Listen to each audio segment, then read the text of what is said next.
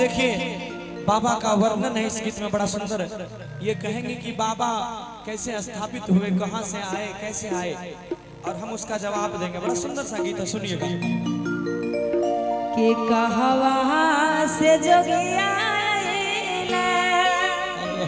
आ कहवा से दर्शन लैले देवघर नगरिया के कहवा से अइले बैजू पुजरिया देवघर नगरिया।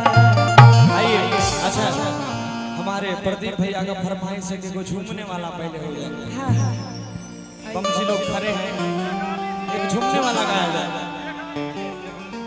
इसके बाद आइए हमारे बम जी लोग इसमें भी झूमेंगे।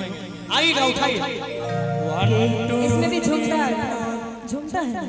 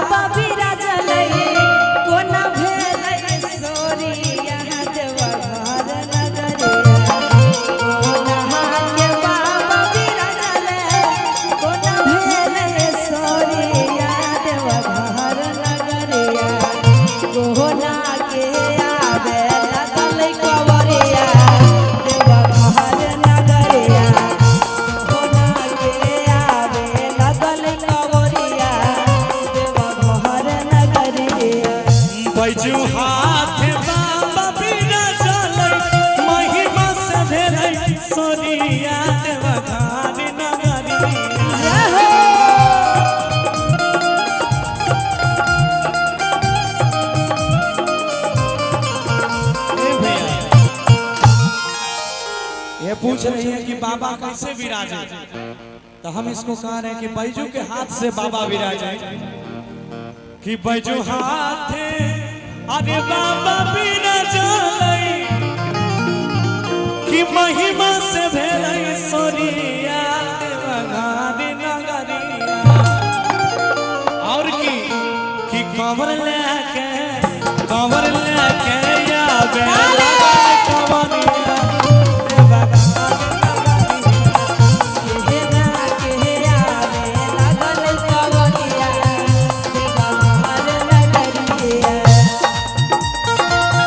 झूमेंगे क्या ये लोग झूमेंगे। आप चले जाइए नीचे जाइए आ जाइए आप चलिए।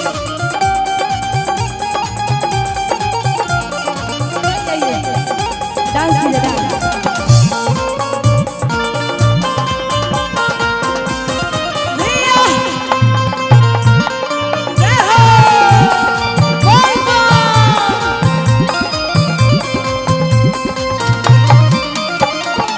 आप लोग खड़े हो जाइए ना तब मजा आएगा जो। जाई के हाँ हाँ भंगिया वाला गाएंगे के जाई के राजा बनल के बनल भिखारी यहाँ देवा घर नगरिया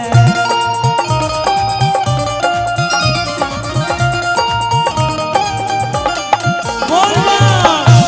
के जाई के राजा बनल के बनल भिखारी यहाँ देवा घर नगरिया के बनल गायक बरिया देवा घर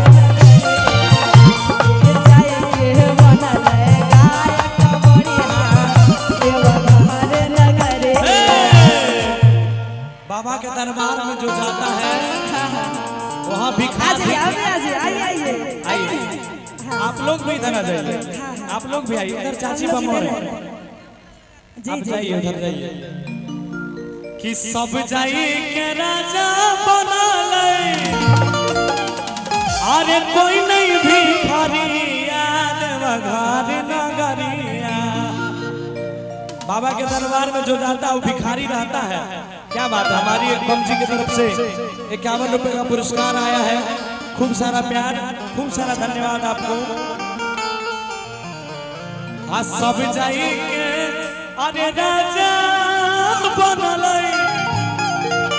आ कोई नहीं भिखारी याद वघार नगरिया और की गौरव सा आ सब भैया बन गेलै कांवरिया देवा घर नगरिया सब भैया बन गेलै कांवरिया देवा घर नगरिया कांवर लेके आवे लगल कवरिया देवा घर नगरिया चल लेके आवे लगल कवरिया देवा घर नगरिया कांवर लेके आवे लगल कांवरिया देवा घर नगरिया। भैया एक दीदी का फरमाइश है कि भंगिया वाला गाना एक सुना दीजिए हम जाएंगे।